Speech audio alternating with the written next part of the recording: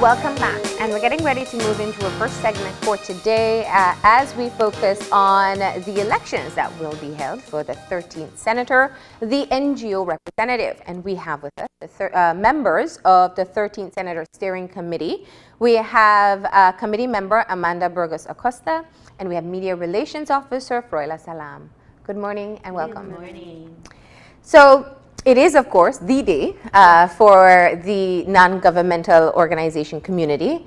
And yesterday we took the opportunity to talk about the different nominees and to focus on what their messages were going into today's election.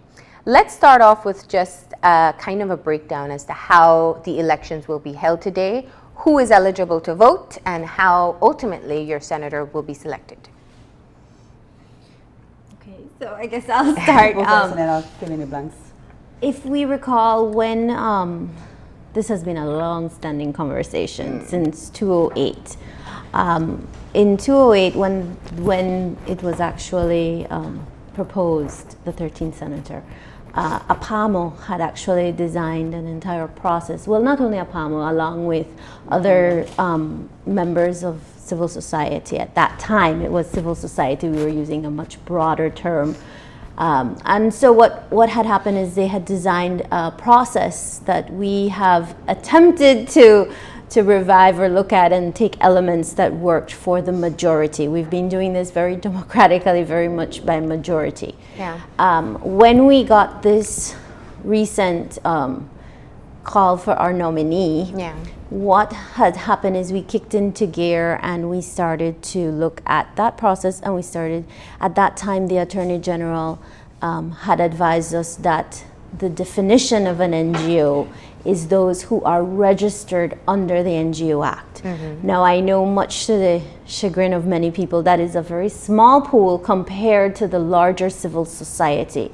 Yeah. Larger civil society, from what I had last heard, is something, when FIU had their call for registration, it was something like 800 entities under civil society definition. Unfortunately, that is not what and who is registered under the NGO Act. And under the NGO Act, there's 144 registered. However, in good standing, that pool gets even smaller. It comes roughly down to about 29 organizations. Different size, different scope, cross-sectoral. We have health, we have environment, we have a whole bunch of different NGOs functioning in different capacities, all working towards national development within their scope. So we took this process and we have from there added some teeth and some bones to the skeleton that we were given. Yeah. And we had a criteria that was created for nominees. To be nominated and to participate in the nomination process. And I think clearly from the beginning it was the NGOs in good standing who set the tone. Yeah. And in a way it had to be. It was not us trying to be elitist or not democratic. Yeah. But the fact is, as Amanda says, we are registered organizations, and part of to continue to be in good standing means you have to comply with, you have to hand in your financial. Yeah.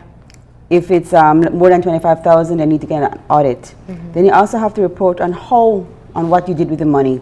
So in a way, that's how we had to be answerable to our calling as an NGO. Moving forward, I think has always been one of the issues that has kind of hounded us. Why? How? Well, I mean, from the very beginning, we said this was going to be the defining guideline, NGOs in good standing. And from there on, we were able to set the process. And as Amanda said, we have been, we use the APAMO guideline as the basis, and from there on, we just copied and pasted and amended accordingly. To fit this process. Yes. And so here we are now, and one of the things that was also very much on our minds was that we wanted to have a senator in place by January 17th. Okay. So from the first meeting late October to November 9th, it was really hectic because first of all, we had to give a deadline for those who might be in the process of being audited, to have their financial records and everything else, to give them an opportunity to finish And Satim was one of those organizations. We had been in good standing for the previous year, but for this current year, or rather for the most current year, we were not. So we knew there was a deadline, and so we had to really push the issue with our auditors. So it was not just a handful. Even at that point, I knew I had to get my act into gear. And that was because I wanted to be a part of the process. I wanted to be able to nominate, and I wanted to also go with the voting. And so in the last meeting we had, it wasn't clarified who could vote. And we had been hopeful that other NGOs were able to come forward and could participate in that process. But it's the membership that dictates what takes place. And at the last meeting, it was decided again that it was only those 29 in good standing who'd be able to vote. Yeah. So that's why it's a small pool. Yeah.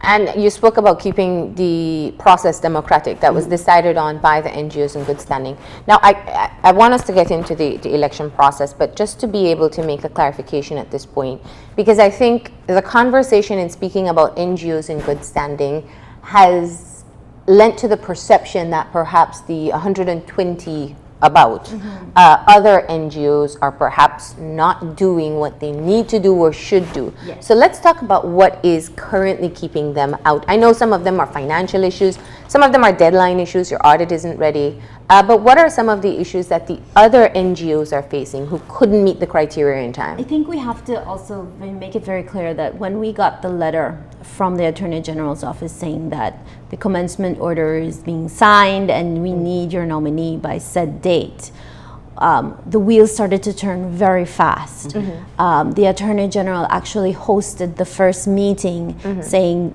this, according to our list, is who is in good standing. We knew instantly going into that room that that was not completely representative of the sector.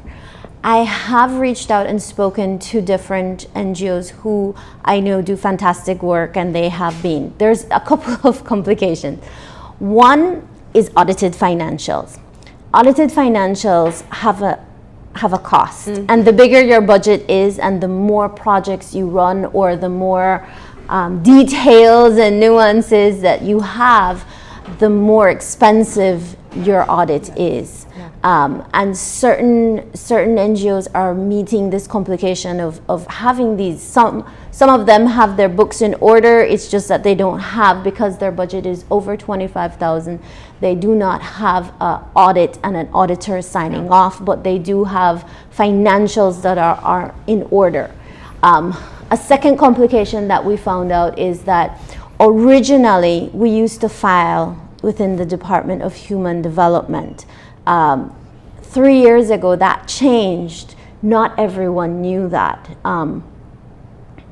I do not recall the letter. I don't want to say that one was not sent, but I do not recall, and at least 3 NGOs have told me, when did that change? And when we started to go out into the public and make this kind of comments that, you know, we're having the elections and we're moving forward, it was December. So time-wise, to get all of your documents and to get everything done, even if you had your audit, to get your copies and to get your entire packages submitted to the Attorney General's, and you had to do it backtracking.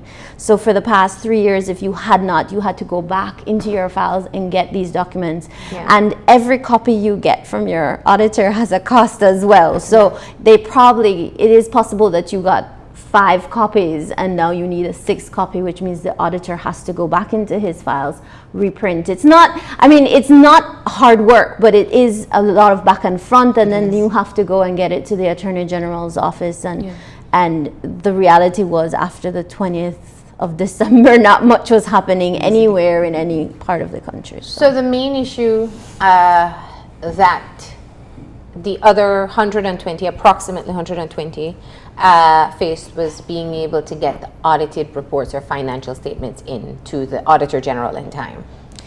Because I know, and this is simply from experience, you have to respond to your grant. Whoever provides your grant, you have to provide to them the information on your financials as to how you spent the money. I do want to say that I'm not sure that's the case for everybody. We tried to go through the list. What we received was a list of NGOs. We did not get contact information, anything of substance that we could contact these people. So what happened is that's when we went on the media the first time and we were saying the onus is really on an NGO to find out why you're not considered in good standing. I cannot speak for another entity because I don't know what their realities are. So we started to ask.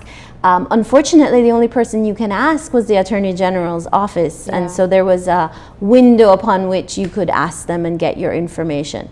I do not know if it's audited financials. It could be that, it could be some piece of paperwork. I mean, it came down to that reality of, are you missing a document? It's hard to say for sure, but for sure, I think, Marlene, what you're asking, is it a financial issue? And I think largely it is. Also, the list includes organizations that are defunct. Yes. And like what Amanda said, we have a list, we have no way of contacting these people. And so, again, I wanted to bring it out clearly that it's not us who are eliminating, but in a way, it's like with anything, you have the right to vote.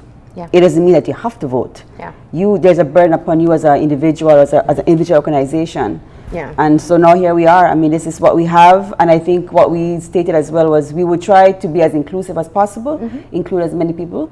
But at the end of the day, we have to move on. You know, we have deadlines to meet. And hopefully going forward, those who could not participate at this stage will be able to do so in the future. And I think that's what we also want to mention at the end of this, that the election is just one step. Yeah. It's now how, after the election, what happens? How are we able to maintain communication with the senator to ensure our issues? And rightly said, you had a 3-month window opportunity to kind of get everything in gear and to half choose of December your representative. is not really functional. That's right. But I needed to get that in because you see several organizations that are well known and their work is documented through the media that are not listed on the criteria. And also some of them are not NGOs. Yeah. They're listed as a business, they're listed as a different entity because if they were older organizations, then they would not have necessarily been registered as an NGO. We do need to remind people of that. Yeah. When you started in this game, and I'd say this business of NGOs, what you did is you registered under the Companies Act as a non-profit. Now you have lots of big NGOs that are non-profits. I will give you a perfect example. Program for Belize is a non-profit. He is not registered as an NGO. So there is that difference that has happened, and we will like to say that when we were advised by the Attorney General, that was made perfectly clear that for legal purposes, because we now have an NGO Act and we now have an NGO registry, that we have to, and it's for institutional reasons that they decided not to register what was perceived as benefits or no benefits did influence how people registered at that time. So there is a process that the other NGOs will have to do to clarify. Yes, and you have to go to your board, you have to decide what you're going to do on the way forward. Like I said, 3 months or 2.5 months is really not enough time to change substantially how you function.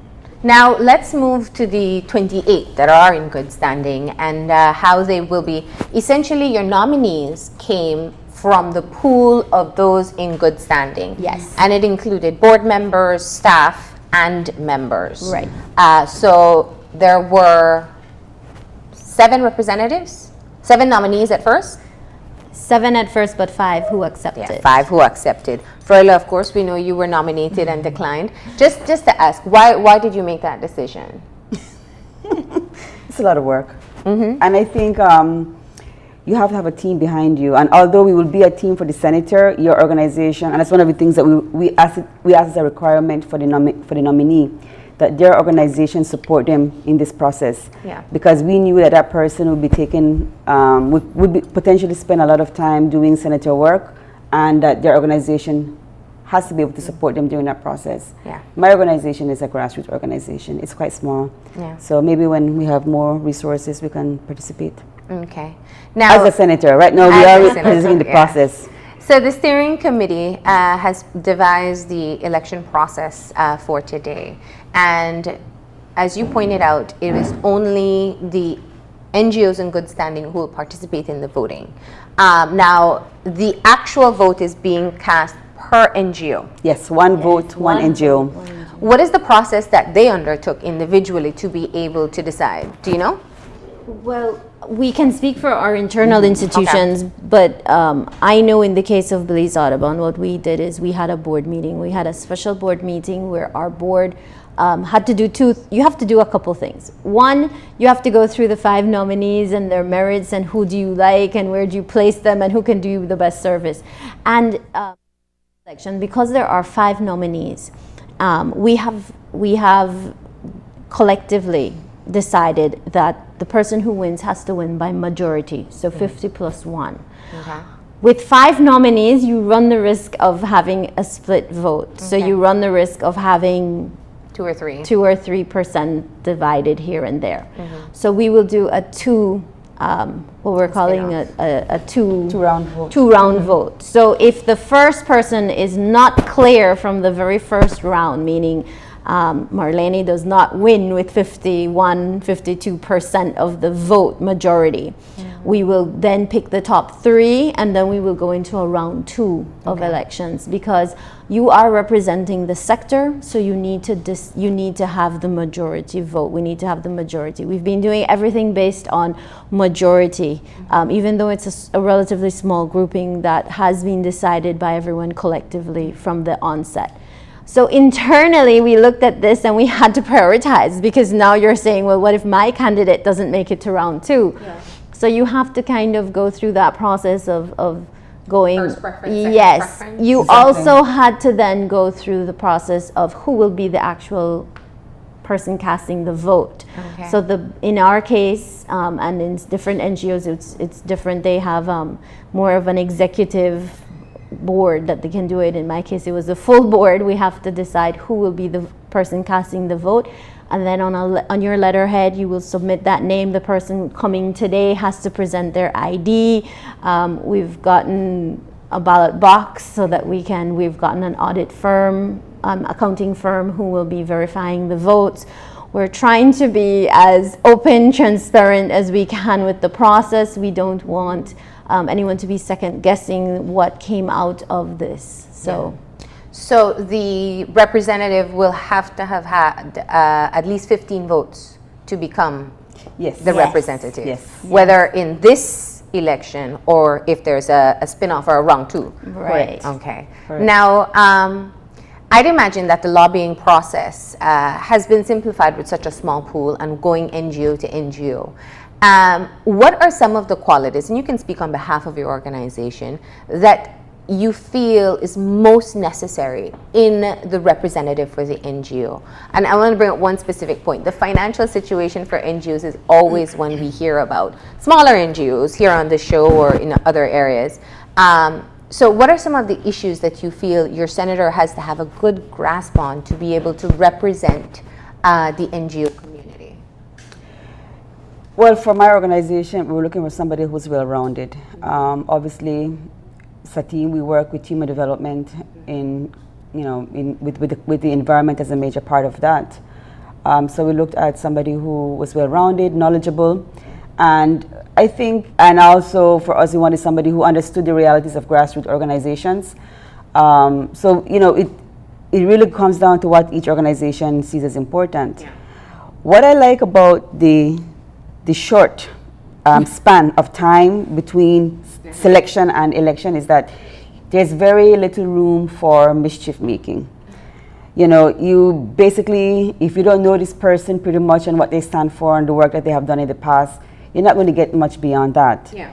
So it really narrows down the time spent to speculate and what other people can say and do to be negative. And I think because most of the nominees know each other, they work together on common issues, they've been in the same circles. It was important for all of us to understand that this is not to become a negative experience, because we hope that whoever did not win will also continue to be involved in the process. Mm-hmm. And as you said, one of the major challenges for us is, again, with the issue of good standing. How do we make that voice of NGOs and civil society be more amplified? Mm-hmm. And so I think even before that, when we were looking at the good standing issue, we were sharing ideas. I think for me, Amanda, one of the real positives that came out of this experience was that we actually belong to an NGO community. Yeah. We began to know one another and we began sharing. Mm-hmm. There's a lot of turfism, because I don't want to share my donor information in case Amanda might steal them away from me. That's a real perception, and it's difficult going over that mistrust. Yeah. So this NGO, the 13th Sanitary process, has really been a good eye-opener for us, and we're willing, and I've seen a willingness to facilitate the process so that more of us can be involved in this. And we did discuss options to help people get on, to get these audited financials. The complication again was the time issue. If we had more time, but we are working on a couple ideas that have been brainstormed out of this. For instance, there are NGOs that have volunteer accountants and auditors, and we have discussed what is the possibility of approaching the chartered accountants of Belize. Now, the reality of pro bono work is that it should not be cumbersome. If you have 3 years of financials that you have not done, that is considered cumbersome. Yeah. So we're trying to see how we can help the situation, how we can work our way forward in this kind of situation, and it's not by any means, it's not a done conversation. We are moving forward with a lot of things that came up, and there is and will be an opportunity for more inclusion as we move forward. Like I said, this is a first, and I think the senator who is elected, it will be trailblazing, because you will be the first, and you will have to figure out, how do I have these conversations? And we have decided collectively that we'll have to come up with contact list of, if there is a social issue that comes up, who is the person you call? You know, if there will be different thematic areas and different And I committees. think that is perhaps one of the areas where people still have a lot of questions. In other words, the Council of Churches is available for the church representative. The Chamber of Commerce and Business Bureau is available for the business representative.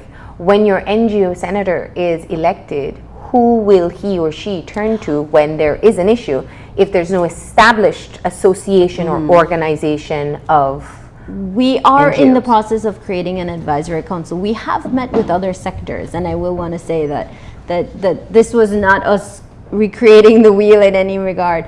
For instance, Chamber has a council, and we are going to be taking elements of that and kind of fine-tuning it to what works best, because we are cross-sectoral, because we have, I think, when you're one-focused, and I know business doesn't sound one-focused, but they do have mandates and manifestos within those organizations. That was something that we have discussed, that we will need position papers, we'll need any kind of manifestos, mandates that these NGOs have created. We are very aware that in good standing, about 14 of those are environmental, and we have been very conscientious that we do not want to be seen as kind of the full force of the environmental cause coming on. We do realize that there's human health, there's AIDS, there's children's causes, poverty, all of those are considered within the NGO sector, and you look at representatives, and we do want to have everybody included within that advisory. It can't be everybody, but we would want to have as many of those contact people who have long-standing experience represented. So communication is key. Yes. I think whoever the person is has to be a very good communicator. And for the NGOs to be a part of the process, they also have to be able to keep that person informed. In the case of APAMO, we're an umbrella organization, so we kind of are able to focus many organizations' goals into one area. But unfortunately, some of the other NGOs are not organized like that. So the difficulty for us is, how do we engage them and continue to engage them effectively? Because we don't want the senator to be overwhelmed by 50 emails. And he or she will say, well, or not know which NGO to reach out to for exactly. expert opinion on something. And then you do have to, again, the mischief making, right? You have to know where you're going to listen and how you're going to listen.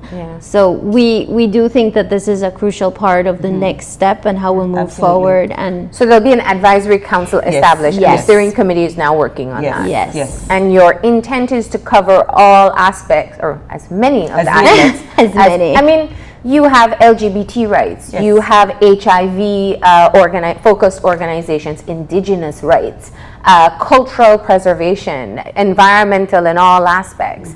And I'm sure I'm missing some very important ones as well. And it will be helpful because in your sector, for instance, you know what bills and acts are being discussed. What Yeah. are you being consulted for? For instance, in our sector, we know that a mangrove act should be coming out in the first half of this year. So that is something that you can prepare them for. You can do a little white paper for your senator and say, this is something coming up. And that is the kind of support that we're envisioning for. Now, the senator. advisory council will determine how the senator will vote. There is a discussion there. We're talking terms of about a reference. terms of reference. So Like I was a contract Okay. before, because I think we don't want to repeat the mistakes of the past. And I think, even though we're doing this for the first time, there have been a lot of lessons done by others that we can learn from. And so I think clearly the advisory council is one of the issues that's going to be developed very shortly, but also the terms of reference and a contract for the senator. Yeah. So it's very clear what he or she can and cannot do, and what happens when that person goes against the majority of what we want. Or if they're allowed to. Right. Yeah. All of that. So I think So you haven't quite worked that part out. no. I Yeah. mean, we have only had 2 meetings as Yeah. NGOs, and 2 hours. It's not 4 hours total, I think, is what we've Yeah. spent on this topic. So it's not much. we but began a criteria, but like I said, it needs to be fleshed out more. And everyone's been very much focused on getting the candidates and getting the election process done. And then working out their terms of reference. yes, but we have made it perfectly clear to all 5 candidates that you are accountable to the entire room of people that they had met with. So obviously that's the work that is to come, but first you need to establish your candidate. As you pointed out, the NGOs will be voting today. Today. How long do you expect this process to be, and when do you disclose to the media who the potential candidates, well, or to the public? we're expecting a minimum of 2 rounds. So we will start the voting at 10. By 10:30 we're finished, because it's only, even though we say 29, actually 2 are removed from that list. That's 27. And we have had like minimal contact with like 3 of those organizations also on that list. So it's like looking at 24 active members. I don't know if the same with you, Amanda, but I was counting through who I've had no contact with, and I've done Google search. I've asked who they are, and we don't know. So we're looking at 24 members participating today. It doesn't take long to count. Of course not. We don't have any recount. Yeah. We're hoping by noon to have our So name. immediately following the first round, you'll move into the second round. Yes. Okay. Yep. Everyone has been told to be prepared for that. Yes. Now, let's talk about what the reception has been to the 13th senator. It's very interesting. As you Yeah. pointed out, since 2008, this has been, it started as a manifesto promise, actually, by the United Democratic Party. It was their suggestion towards better, improved democracy and good governance versus the elected Senate that was being proposed by the other party. Obviously, the initial work was done, the process was halted. Greg Chuck was first nominated from the team. With the same process. Through that process, which we weren't as involved in. Yeah. But I think given what it took to get the 13th senator enacted, the sacrifice of the teachers, and how that has really gotten the ball rolling on some of these processes, people are very interested in finding out. But now many are concerned about what it will do in terms of stalling issues in the Senate, in whether or not it will become a partisan type role. And there are quite a number of naysayers and critics now looking at the system. From your perspective, how much do you feel that you will, one, be able to control some of the concerns that they have, which is specifically somebody who becomes more partisan than representative of the NGOs? And 2, what do you look forward to in terms of being involved into the democratic process? I think the comment of being a stalling factor is a negative perception. I think it's one that you would want not to give too much hearsay, because it's a democratic process.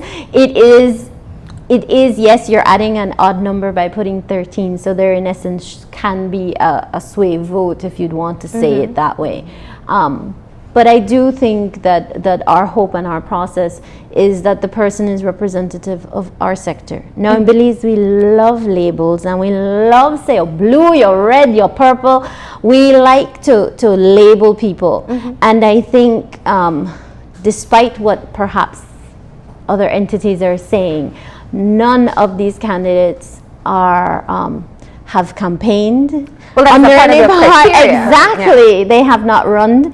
And if they have an affiliation to any party or the other, it has not been, we have asked clearly for them to do an affidavit saying where do they stand. And we feel that no matter what we do, that will be a label that people choose to place.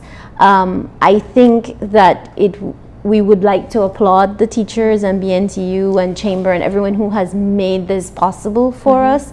And we would like to partner and have these bigger conversations with them. So if you would want to, and the union, we would love to be parts of their conversation, because the idea is that you have this extra voice going in, and that democracy is the ultimate goal of what we want. We want it to be. And our terms of reference should prevent or should help in the prevention of any of those partisan perceptions, because it is what the sector wants. Yes. It is not what you as the individual, and that's what we're trying to prevent. And also, I think we should move away from this perception that just because you don't say yes to everything the government of the day says means you're anti. You know, we're looking at greater governance, better governance, transparency. And because if I ask you, please clarify, give me more information so I can make a better informed decision, you should not see that as anti. You should see that as that's perfectly okay. So I think we also are immature to a certain extent in how we look at decision making at the state level. And I would want that we are able to participate more effectively in that process, because that's one of our mantras. You know, we are here for a reason, and it's because our society is not as best as it could be. You know, we have a lot more work to do. So I think the process, as Amanda said, you know, we have tried as much as possible to make sure that the nominees are not partisan, and we put a criteria in place. End of the day, we cannot determine what is in your heart. But your action will give an indication, and that's where the terms of preference come in. So I think it's better that we have than we did not have. And obviously with the work set out for the advisory council and the terms of reference and contract, that will be something that you can still clearly define. Will you have a length of time as to how long someone can serve, or these are still not? We still haven't. I mean, one of the things we never mentioned was the alternate. I think from the Chamber of Commerce conversation, it was really enlightening to know that if a senator for some reason cannot vote because of some conflict of interest, they can also nominate an alternate to vote. And that has never really been taken up. Yes, so we need to, a lot of these things are still, we know they're important, but it's going to take some time to actually work out the details. But I can say that this group that we have, I mean, it's really been a really positive experience for me. Everybody wants to do what is right. Well, by the end of today, one of the 5 nominees will be named your senator, the 13th senator. It'll be between Donovan Renault, Juan Pablo Collado, Edilberto Romero, Osmani Salas, or Janelle Chanona. That's correct. Okay. All right, well, ladies, thank you so much for joining me this morning. I know you have a busy day ahead. We appreciate you coming in and explaining the process, and of course, we'll be sure to follow up once the final details are in place. You're expected to name your nominee by January 17th. Is that the deadline? To submit? We'll do it by today. Okay. All right. Well, thank you very much. Thank you, too. Thank you. We're going to go ahead and take a break. When we come back, we'll be talking to representatives of Belize Telemedia Limited about what's new with their promotion, so stay tuned.